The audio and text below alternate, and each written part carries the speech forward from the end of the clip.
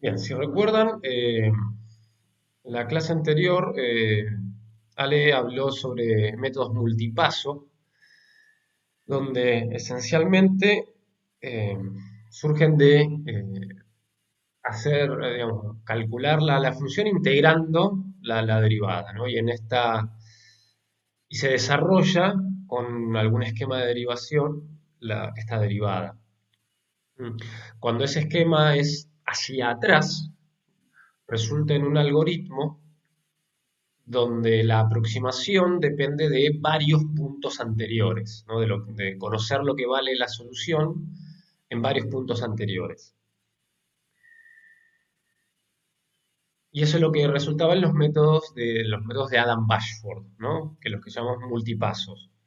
Y requerían una inicialización, o sea, porque, digamos, lo que uno tiene en un primer momento es la solución en el punto inicial, o sea, la condición inicial. Eh, Y para poder usar, por ejemplo, el método de Adam-Bashford orden 4, que requiere no solo conocer el punto anterior, sino los tres anteriores, había que, con un método directo, con un método de paso simple, por ejemplo, rungecuta, generar los primeros 3 4 puntos y una vez que se conocieran esos 3 4 puntos, ahí arrancar la maquinaria de Adam-Bashford, ¿no? O sea, con un método simple, generar estos puntos, estas aproximaciones, y una vez que se tienen estas tres aproximaciones, ahí podemos, con la técnica de Adam Bashford, empezar a conocer los siguientes.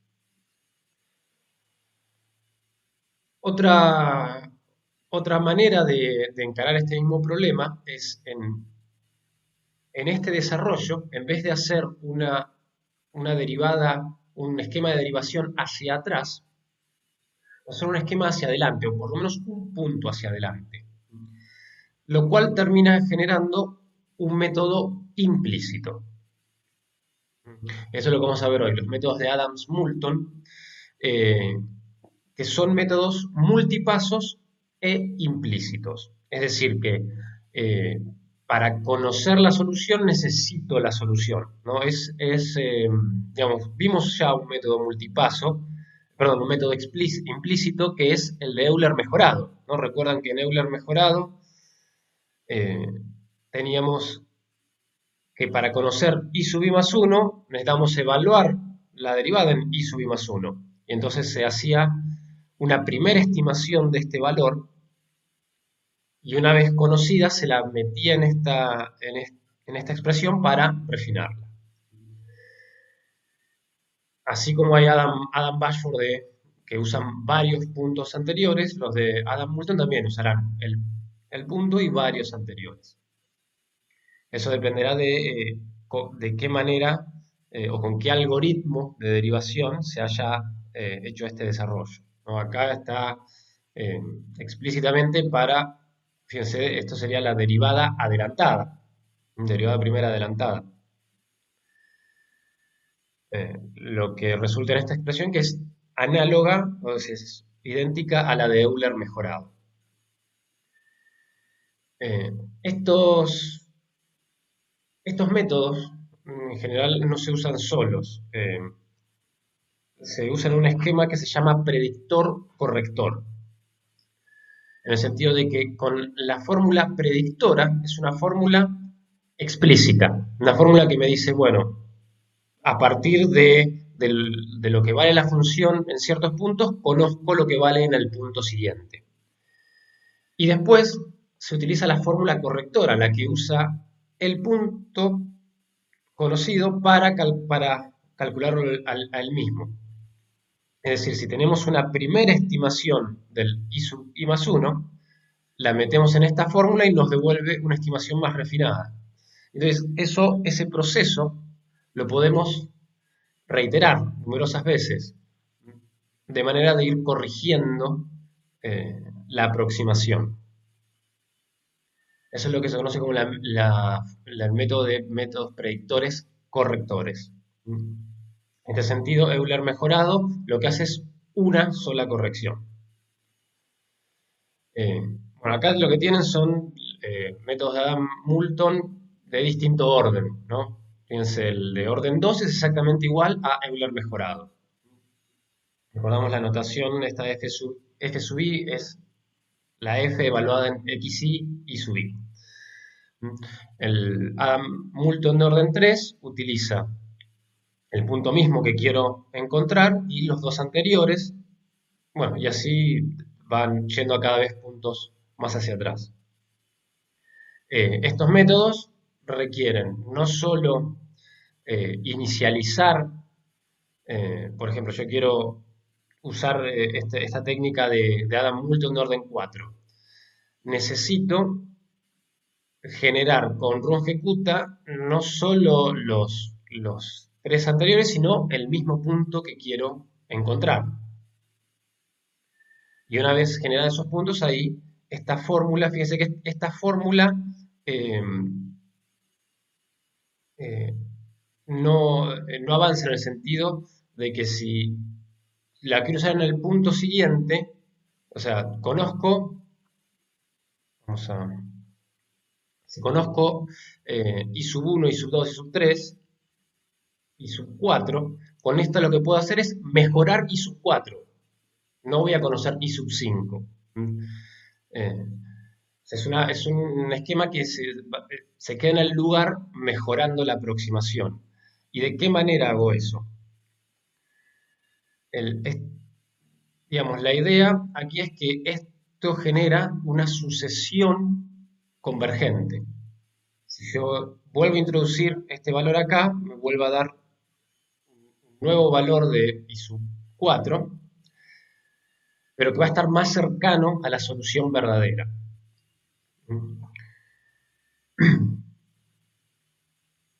De la siguiente manera.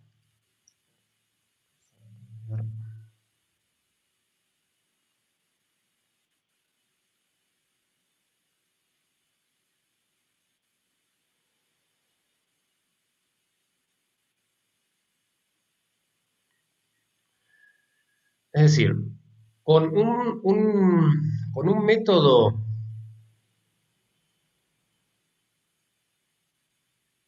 con un método explícito,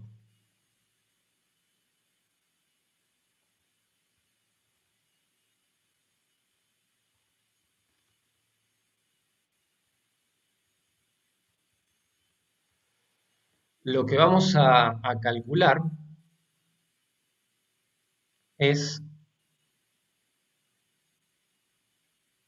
con el método explícito, opa, me faltó la X,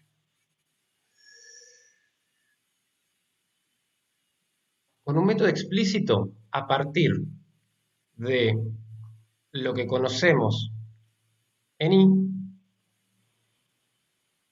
vamos a calcular lo que vamos a estimar el siguiente valor. Pero eso va a ser nuestra primer estimación.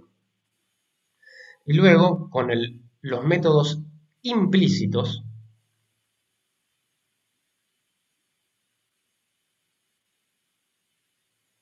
lo que vamos a hacer es refinar esa aproximación, que va a ser la fórmula correctora. Esta es la predicción.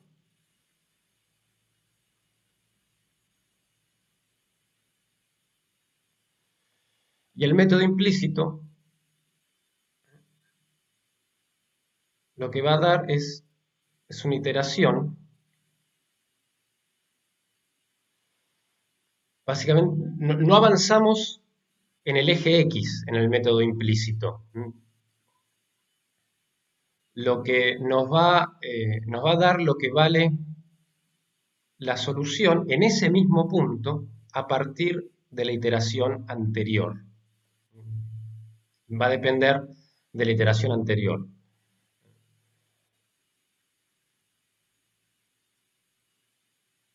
Y bajo la suposición de que esta es una sucesión convergente, uno puede estimar el error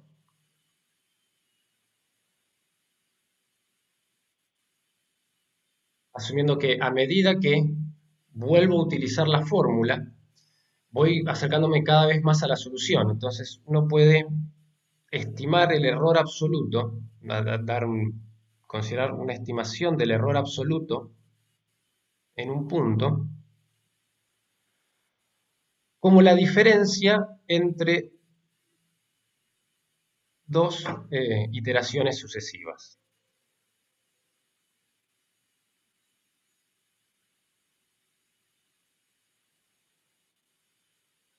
Y utilizar esto como un método de control, ¿no? ¿Cuántas veces voy a corregir? Bueno, tantas veces hasta que este valor sea lo suficientemente pequeño. Uno establece una, una tolerancia para el error y corrige hasta que eh, este valor se hace menor que esa tolerancia. Como no siempre estas sucesiones son convergentes o pueden converger muy lentamente, también se utiliza un control sobre la cantidad de veces que voy a corregir.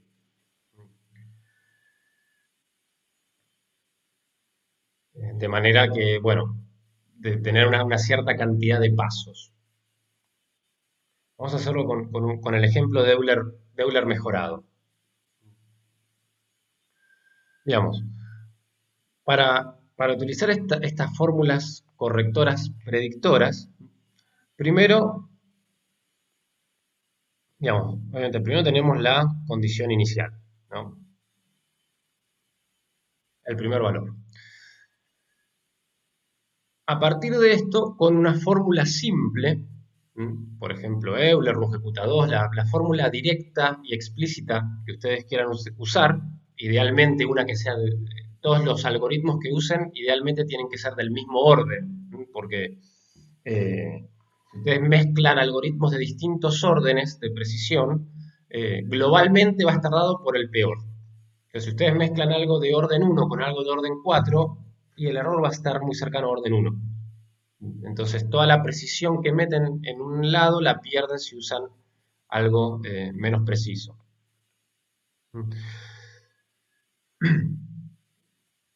Entonces, la primer iteración, el primer valor,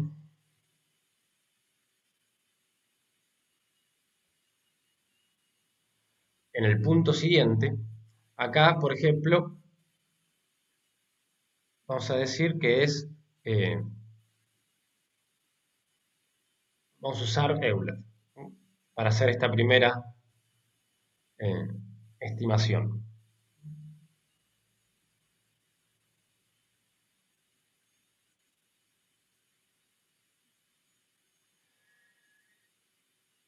Y una vez que tenemos esta primera estimación de lo que vale la solución en el segundo punto, ahí es donde metemos la fórmula explícita, implícita.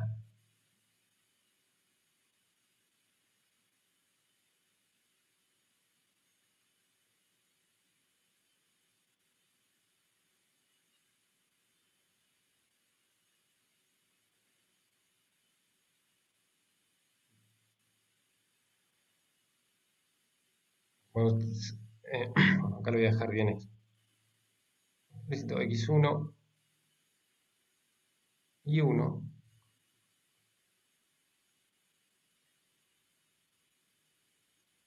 de x2, y acá es donde entra la primera estimación que hicimos de la solución en ese punto.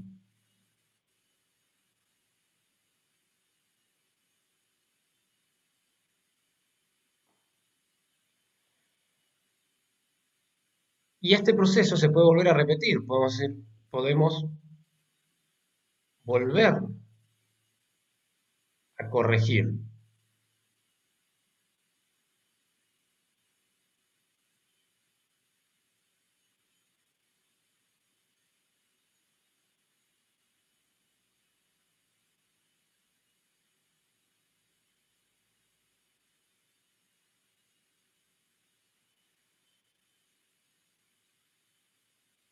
utilizando lo que nos dio la iteración anterior.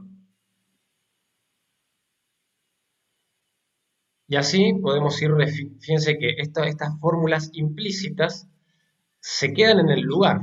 Lo que obtengo una primera estimación, la meto en la fórmula explícita y esto se va, digamos, con la fórmula explícita avanzamos y con la fórmula implícita, la fórmula correctora, nos quedamos refinando en el lugar.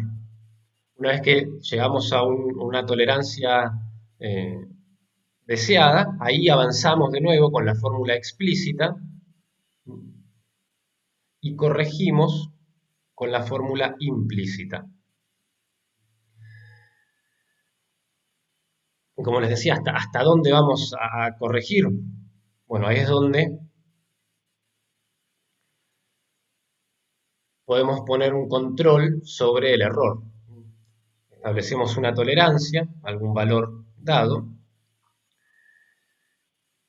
inicializamos nuestro control sobre el error en alguna cantidad que sea mayor que la tolerancia, ¿no? Acá podemos poner un número razonable, 10 a la menos 4, 10 a la menos 5, con cuánto queremos que sea la cota del error absoluto. Profe, Sí, esa cota de la que usted habla es entre la iteración que estamos haciendo y la anterior. Cuando ya no varíe el punto, ahí cortamos. exactamente, vamos a aplicar esta corrección hasta que la diferencia sea menor que esto. Entonces ya ahí, no nos interesa seguir corrigiendo.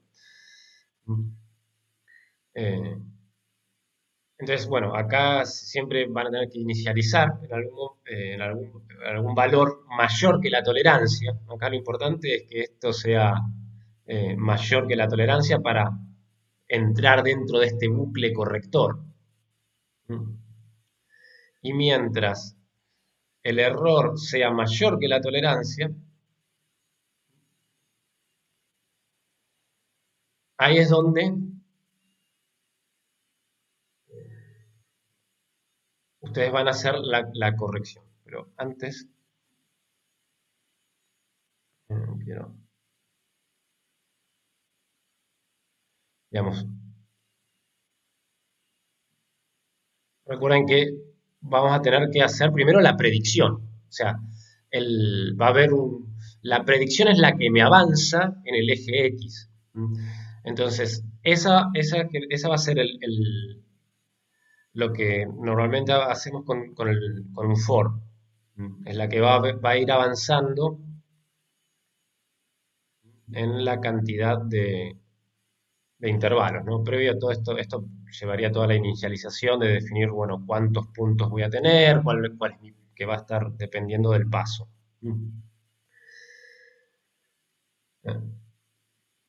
Entonces, primero vamos a tener la fórmula predictora. Acá lo estoy haciendo con Euler simple, pero ustedes acá en la fórmula predictora usarán la fórmula explícita que quieran. Idealmente alguna eh, que sea del mismo orden que la correctora. Digamos, si usan algo de menor orden, va a tardar más en corregir. Si ya es bastante preciso de entrada, menos correcciones va a necesitar.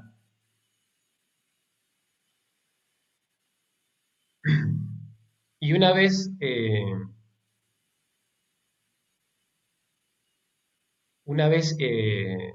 hecha la predicción, ¿no? Esto sería la predicción,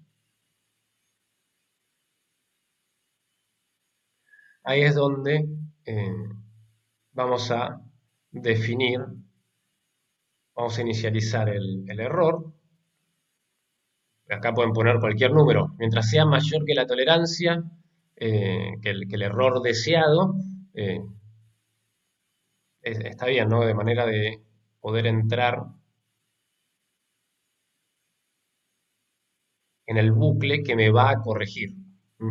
Digamos, a priori, eh, acá en principio uno también podría usar un for, lo que pasa es que uno no sabe cuántas veces tiene que corregir a priori.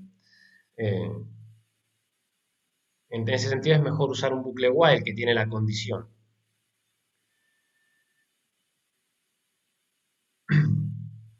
Y entonces ahí lo que vamos a hacer es, yo ya tengo mi primera estimación. Fíjense que este valor yo lo voy a andar sobreescribiendo, así que voy a necesitar una variable auxiliar. Una variable donde quede guardada el valor, la iteración anterior. Entonces lo que podemos eh, lo que vamos a hacer es definir una variable auxiliar, una variable temporal, que va a guardar esa iteración anterior. Y ahora, ya habiendo salvado este valor, puedo sobreescribirlo y aplicar la fórmula correctora, ¿no? En este caso voy a usar la de Euler mejorado, pero se puede usar cualquiera de las fórmulas implícitas, ¿no? La fórmula correctora, es decir, cualquier fórmula implícita sirve como fórmula correctora.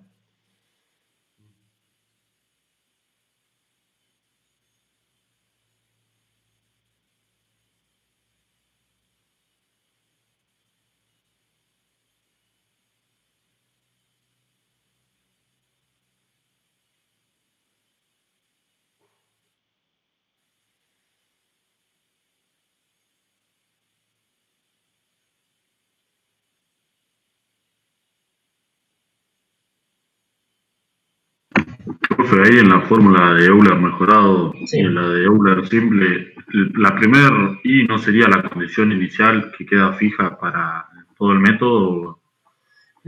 No, van usando, fíjate que estas fórmulas usan la información del punto anterior, no el primero, es el anterior. O sea, si yo estoy para calcular lo que vale la solución en un punto, uso la información del punto anterior, pero no del primero siempre. No es que va y sub 1 siempre, ¿no? Porque si no estaríamos partiendo de lo que vale la solución en el comienzo del intervalo, y no es en el comienzo del intervalo, sino en el punto anterior, nada más.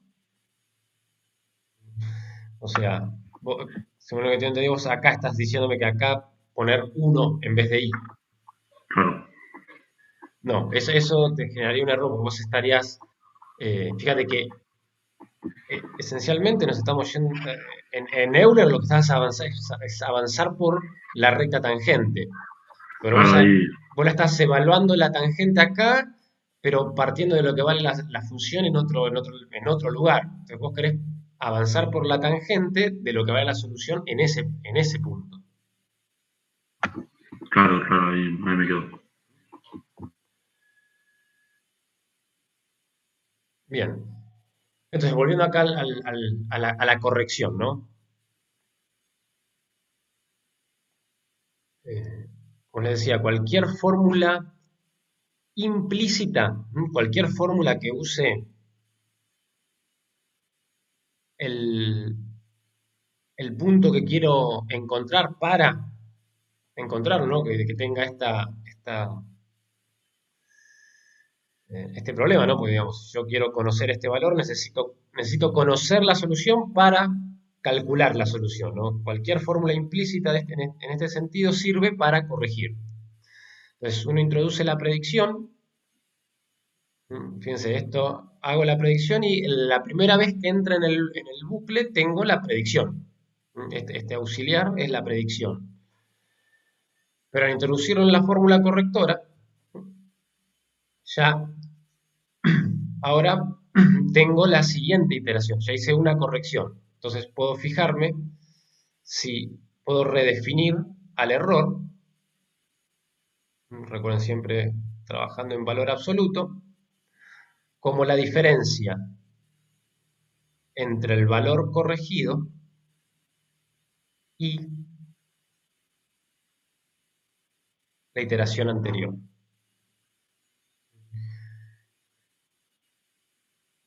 Entonces ahora se ha actualizado el error y el bucle se pregunta, bueno, ¿ya es suficientemente pequeño? Si la respuesta es no, vuelve a corregir y vuelve a ver esa diferencia entre, fíjense que a medida que cada pasaje de este bucle, en esta variable auxiliar queda la corrección anterior, ¿no? O sea, en la primera vez que entro en el bucle, se guarda la predicción. Corrijo y veo la diferencia entre la corrección y la predicción. Si esa diferencia es lo suficientemente pequeña, ya me quedo con esa corrección y sigo. Si la diferencia no es lo suficiente, ahora en la segunda vuelta que pase en este while, en esta variable auxiliar lo que va a quedar es la primera corrección. Y en i sub i más 1 la segunda corrección. Esto que había marcado acá, ¿no? Considerar al error como la diferencia en un mismo punto de dos correcciones sucesivas.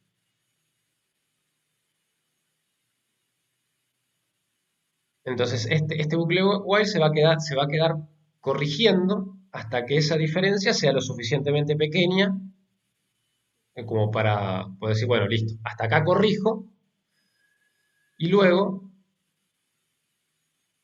vuelve a predecir. Una vez que termina de corregir,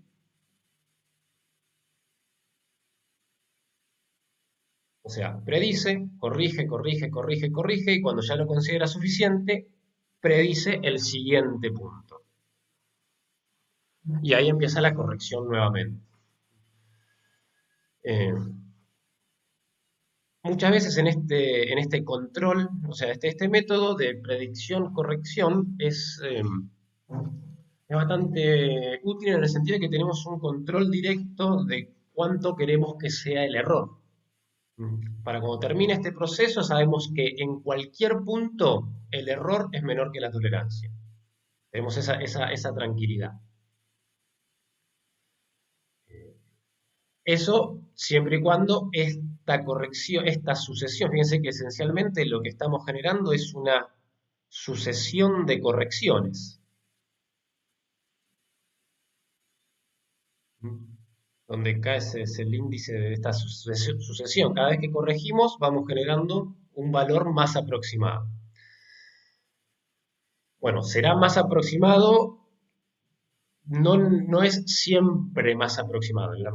O sea, generalmente sí, pero puede ocurrir que esta sucesión no sea convergente o converja de manera muy lenta. Entonces, muchas veces lo que se usa en este bucle igual, en esta corrección, además de ver, bueno, corregí mientras hasta que el error sea lo suficientemente pequeño, o hasta que corrija una cierta cantidad de veces. Así como pongo una tolerancia en el error, impongo una cantidad máxima de correcciones. No sé, 50, 100, 200, 1000. Es una elección, ¿no? De hasta cuántas veces voy a corregir. Bueno, esto es supuestamente un ampersand.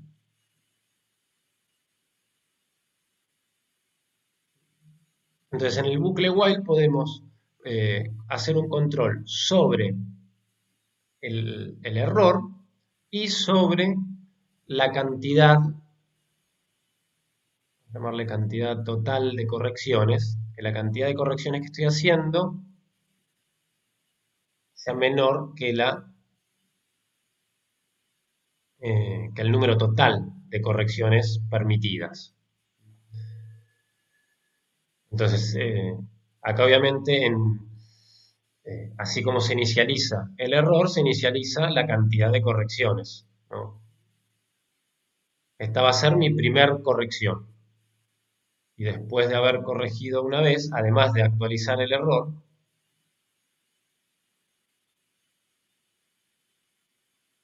digo, bueno, ya he corregido una vez más.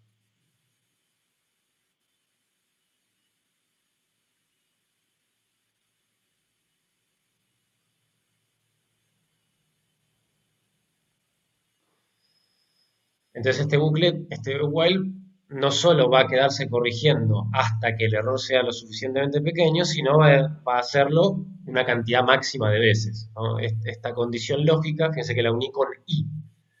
Mientras el error sea mayor que la tolerancia y la cantidad de correcciones sea menor a la cantidad permitida, quédate corrigiendo.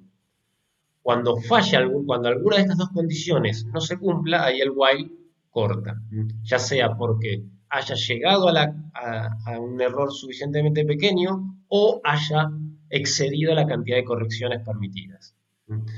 Esta parte, digamos, está como una manera de asegurarse de no quedarse en este bucle indefinidamente, porque si la función no está bien comportada, esto no converge o tarda mucho en converger. Entonces, para no quedarse en este bucle indefinidamente o demasiado, se pone este control sobre la cantidad se suele poner este control sobre la cantidad de correcciones a realizar.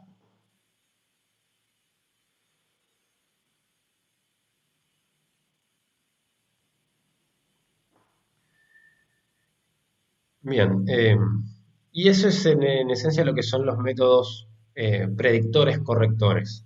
¿Mm? Tienen una fórmula predictiva que es una fórmula explícita, donde la solución en un punto depende explícitamente del anterior o varios anteriores, si es un método multipaso. Digamos, acá en la predicción va cualquier fórmula explícita. Y una vez que se hace la predicción con una fórmula implícita, una fórmula que para calcular el valor en un punto usa ese mismo punto, con esa fórmula explícita es la que usamos para corregir. Y esta fórmula puede ser una fórmula multipaso, que use no solo el punto del anterior, sino varios anteriores. Entonces, al usar un método multipaso, tanto como con predicción, con corrección, el método multipaso va a implicar inicializarlo con algún método directo, con algún método de paso simple. Entonces, supongamos que quisiéramos eh, utilizar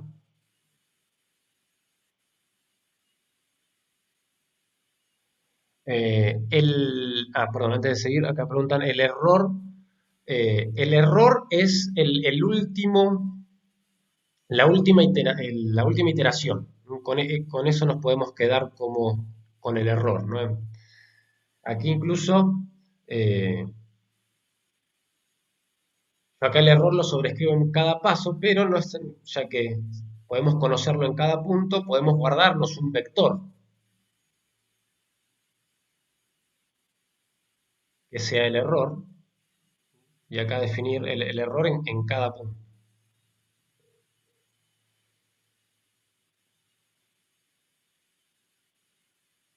Y el error en mi aproximación será la diferencia en la última iteración.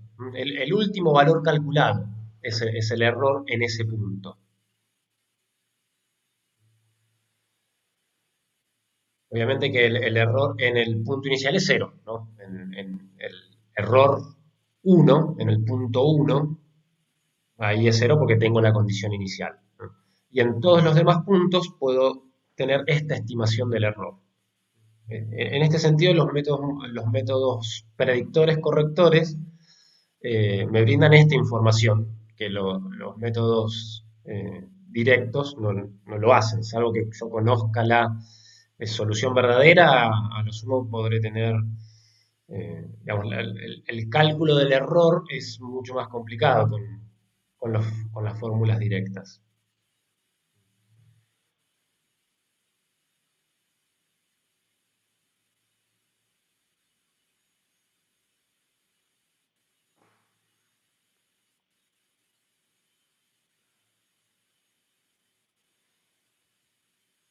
Bien. Entonces yo quería volver acá. Fíjense, este método, el de Adam Moulton de orden 4, por ejemplo. Fíjense que para conocer esta sería la fórmula correctora, ¿no? Este término, este f en i sub i más 1 es el que está utilizando la, la predicción y la corrección en la anterior, ¿no? Esto sería, por ejemplo, lo que iría en la fórmula correctora. En la fórmula predictora uno puede poner un método explícito, como los de Adam Bashford, ¿no? Por ejemplo, utilizar esta, que es de orden 4. Esta podría ser, por ejemplo, una fórmula predictora. Y esta, una correctora. Obviamente que acá, como vieron la clase pasada, el bucle for, el que va avanzando por los puntos, no empezaría desde 1.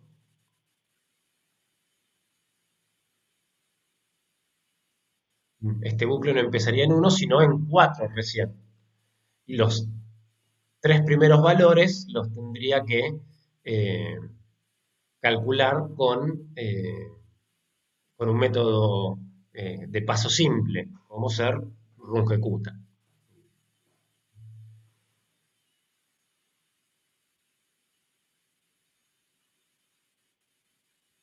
Bien. ¿Alguna duda de la idea de estos métodos?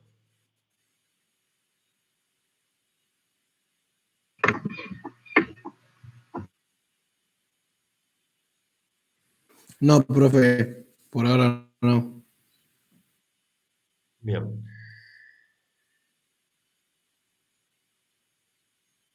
Bueno,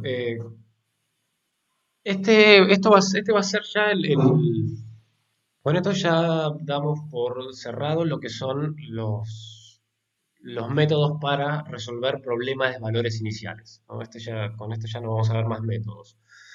Lo que vamos a ver en las clases que viene es cómo aplicar estos métodos para sistemas de ecuaciones diferenciales. Y con eso para ecuaciones de orden más alto, ¿no? Supongo que queremos resolver una ecuación de segundo orden, una ecuación que tiene derivadas segundas, ¿no? ¿Cómo aplicamos estos métodos que son en realidad para ecuaciones con derivadas primeras? Todos estos métodos que vimos son para ecuaciones de orden 1. Entonces, eh, lo que vamos a ver en las clases que viene es cómo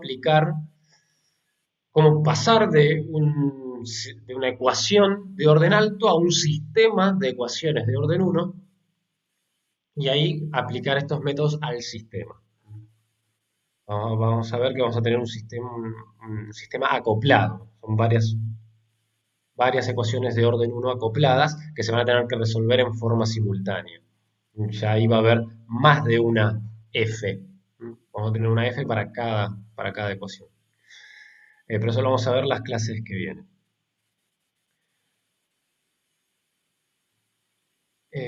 Bueno, así que vamos a dedicar el resto de la clase de hoy a consulta de los temas de lo que tengan dudas.